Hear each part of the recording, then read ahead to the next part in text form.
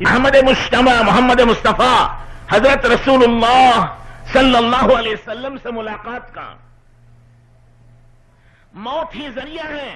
حضرت سیدنا ابو بکر صدیق، حضرت عمر فاروق، حضرت عثمان غنی، حضرت علی حیدر رضی اللہ تعالیٰ عنہم اجمعین سے ملاقات کا. جب تک موت نہیں آئے گی ان بزرگوں سے ملاقات نہیں ہوگی. موت ہی ذریعہ ہے حضرت پیران پیر غوث العظم دستگیر سیدنا و شیخنا عبد القادر جیلانی رحمت اللہ علیہ سے ملنے کا. حضرت خواجہ غریب النواز شیخ معین الدین چشتی رحمت اللہ علیہ سے ملنے کا ذریعہ موت ہے. حضرت محبوب الہی خواجہ نظام الدین رحمت اللہ علیہ سے ملنے کا ذریعہ وہ موت ہے. موت نہیں آئے گی حضرت خواجہ صاحب سے ملاقات نہیں ہوگی. موت نہیں آئے گی خواجہ غریب النواز رحمت اللہ علیہ سے ملاقات نہیں ہوگی. موت نہیں آئے گی حضرت غوث العظم رحمت اللہ علیہ سے ملاقات نہیں ہوگی. موت نہیں آئے گی صحابہ سے ملاقات نہیں ہوگی. موت نہیں آئے گی نبیوں سے ملاقات نہیں ہوگی. موت نہیں آئے گی تو حضرت محمد الرسول اللہ صلی اللہ علیہ وسلم سے ملاقات نہیں ہوگی.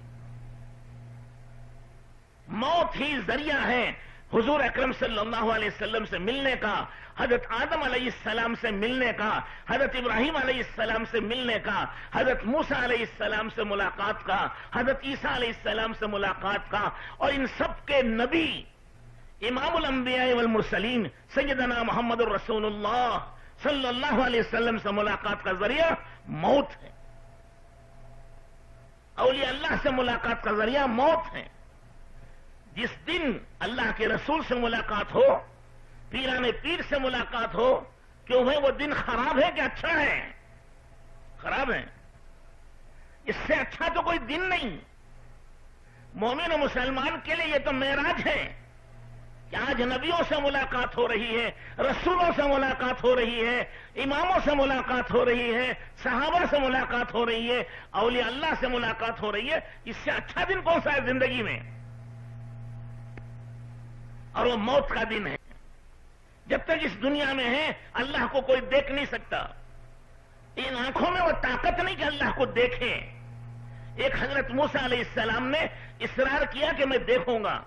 اللہ نے فرمایا کہ پہاڑ کی طرف دیکھو، اگر پہاڑ اپنی جگہ رہ گیا تو تم مجھے دیکھ سکو گے. جب ایک تجلی ہوئی تو پہاڑ کا ہوا نہیں ہوا کیا ہوا کچھ پتا نہیں، موسیٰ علیہ السلام بے ہوش ہو گئے. 40 دن بے ہوش پڑے رہے. حضرت جبرائیل علیہ السلام ان کو گود میں لیے بیٹھے رہے. تو اللہ کی دیدار ان آنکھوں سے نہیں ہو سکے گی. مرنے کے بعد اللہ تعالیٰ وہ آنکھیں دیں گے جس میں بصارت بھی ہوگی، بصیرت بھی ہوگی، وہ قوت بھی ہوگی کہ آنکھیں دیکھ سکیں. تو موت ہی کے بعد وہ آنکھیں مل سکیں گی جس سے اللہ کو دیکھیں گے. تو میرے دوستو، بزرگوں اور بھائیوں، موت کا دن لوگوں نے برا دن سمجھ لیا ہے، حالانکہ موت کا دن وہ اچھا دن ہے. حضرت بلال رضی اللہ تعالیٰ عنہ عاشق رسول ہیں، فدائی رسول ہیں صلی اللہ علیہ وسلم. جب ان کے انتقال کا وقت آیا تو ان کی بیوی پاس میں بیٹھ کے رو رہی تھی کہ آج میرے شوہر کی جدائی ہے، کیسا غم کا پہاڑ مجھ پر ٹوٹ رہا ہے اور کیسے میرے اوپر مصیبت آ گئی. تو حضرت بلال رضی اللہ تعالیٰ نے فرمایا کیا کہہ رہی ہو؟ چپ بیٹھو، یہ کہو وا تربا غدن نلقل احبا محمدن و حسبا. یوں کہو کیسی خوشی کا دن اور کیسی عید کا دن آیا ہے، ابھی میری جان نکلے گی، حضرت محمد الرسول اللہ صلی اللہ علیہ وسلم سے جا کر ملوں گا، ابو بکر عمر سے ملوں گا. اس سے اچھا دن کون سا ہے؟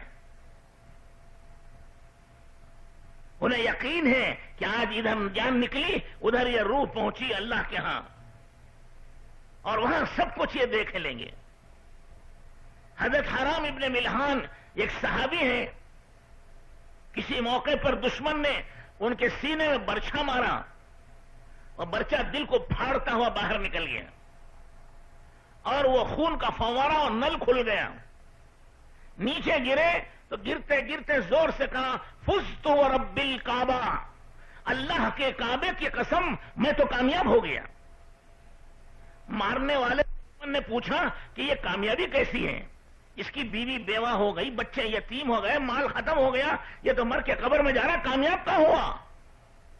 تو دوسرے مسلمان نے کہا کہ تمہارا عقیدہ ہے کہ مر کے لوگ ختم ہو جاتے ہیں، مسلمان یہ نہیں سمجھتے کہ مر کے ختم ہو گئے، وہ سمجھتے ہیں کہ مرنے کے بعد وہ اللہ کے پاس جاتے ہیں، وہ رسولوں کے پاس رہتے ہیں، وہ شہیدوں کے ساتھ رہتے ہیں، وہ اولیاء اللہ کے ساتھ رہتے ہیں۔ مومن کا سب سے بڑا فخر، سب سے بڑی دولت اور سب سے بڑی نعمت یہ ہے کہ موت آئے اور اللہ سے ملاقات ہو جائے۔ اسی کے لیے مومن جیتا ہے، اسی کے لیے مومن مرتا ہے۔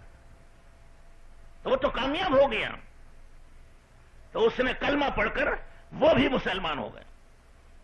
تو میں نے عرض کیا کہ دوستوں، بزرگوں اور بھائیوں، اللہ جل شانہ نے اس موت کے دن کو خوشی کا دن بنایا ہے، کیونکہ جیسے میں نے عرض کیا، خوشی اس لیے کہ سب سے ملاقات ہو جاتی اور اللہ جل شانہ جنت میں پہنچاتے ہیں، جنت کی نعمتوں میں رکھتے ہیں، جنت کی راحتوں اور عزتوں میں رکھتے ہیں۔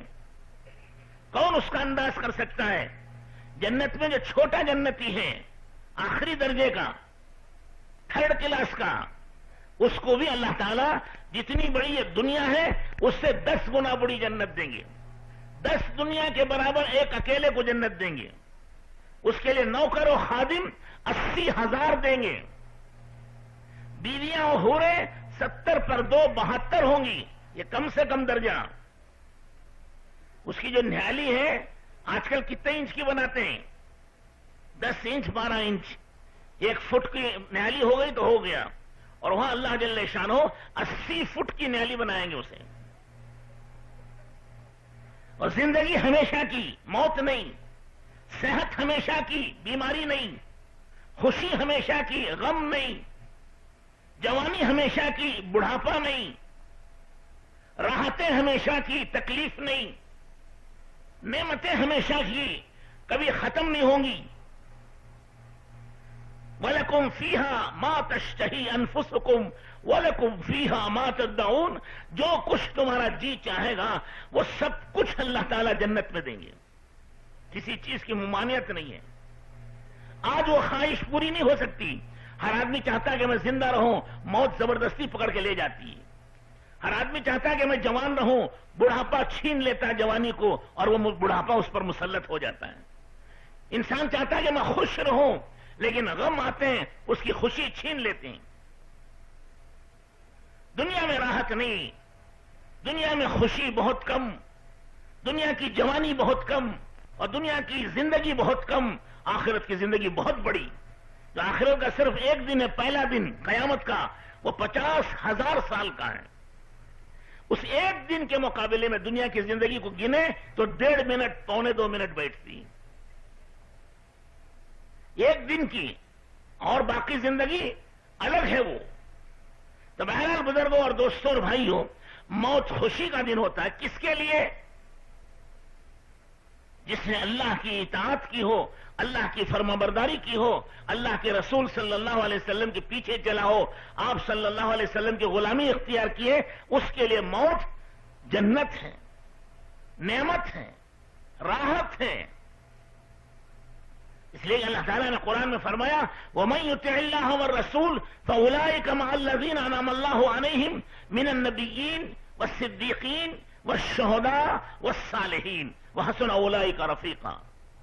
جو دنیا میں اللہ کی اطاعت و فرمانبرداری کرتے ہیں اور رسول اللہ صلی اللہ علیہ وسلم کی اطاعت و فرمانبرداری کرتے ہیں، ان کو اللہ جل شانہ ان لوگوں کے ساتھ قیامت کے دن ملا دیں گے جن پر اللہ نے خصوصی انعام کیا ہے، خصوصی نعمتیں دی ہیں۔ عام نعمتیں تو اللہ کے سب پر ہیں، مسلمان پر بھی ہیں، غیر مسلم پر بھی ہیں، انسان پر بھی ہیں، جانور پر بھی ہیں، لیکن خصوصی نعمتیں وہ کون ہیں جن کو اللہ نے خصوصی نعمت دی؟ وہ نبیوں کی جماعت ہے، جن پر اللہ کا خاص فضل ہے، وہ نبیوں کی جماعت، صدیقین کی جماعت، حضرت ابوبکر صدیق رضی اللہ تعالیٰ عنہ جیسے، شہیدوں کی جماعت، حضرت عمر رضی اللہ تعالیٰ عنہ جیسے، والصالحین، اولیاء اللہ کی جماعت، حضرت خواجہ معین الدین چشتی رحمت اللہ علیہ کے ساتھ، حضرت غوث العظم رحمت اللہ علیہ کے ساتھ ملا دیں گے۔ ان کا اور ان کا راستہ ایک ہے۔ بنگلور جانے کا ایک راستہ ہے، جتنے لوگ اس پر چلیں گے سب بنگلور پہنچ جائیں گے. مدراس جانے کا ایک دوسرا راستہ ہے، جتنے لوگ چلیں گے وہ مدراس پہنچیں گے. جانا تھا بنگلور کو اور چل دیے مدراس کے راستے پر. اب دعا کرتے ہیں کہ اللہ خیریت سے بنگلور پہنچا دیں. یہ کہاں جائے گا اب؟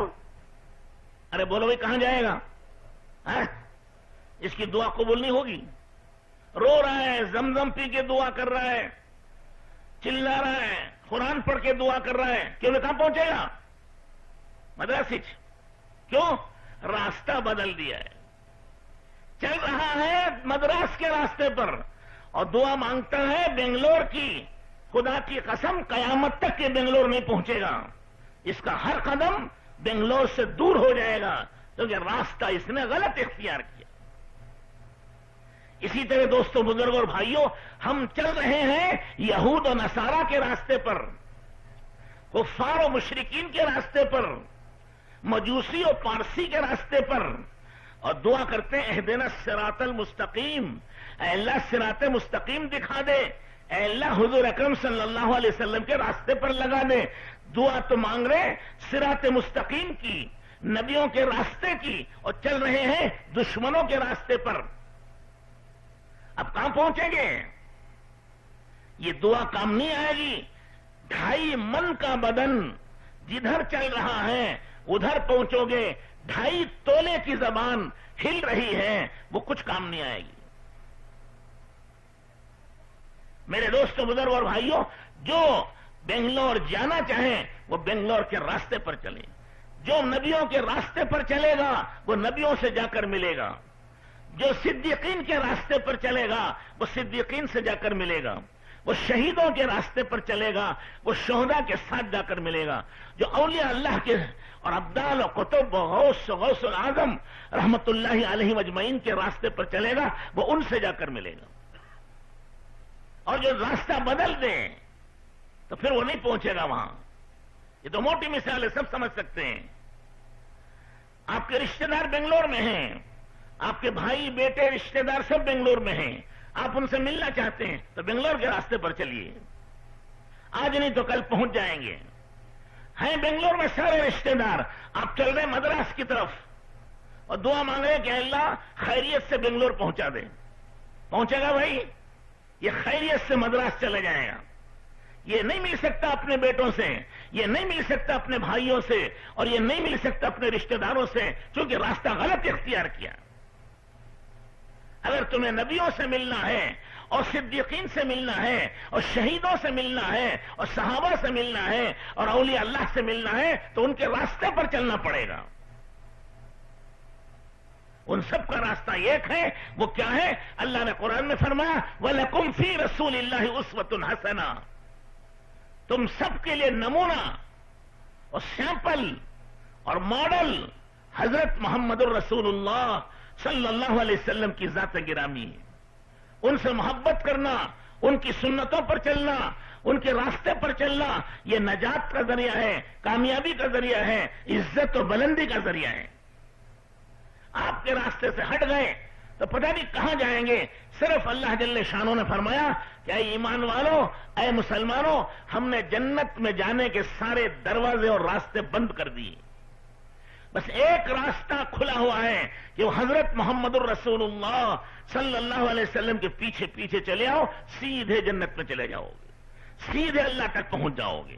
بس یہ راستہ ہے. اس کے علاوہ جتنے راستے ہیں وہ سب ختم ہیں.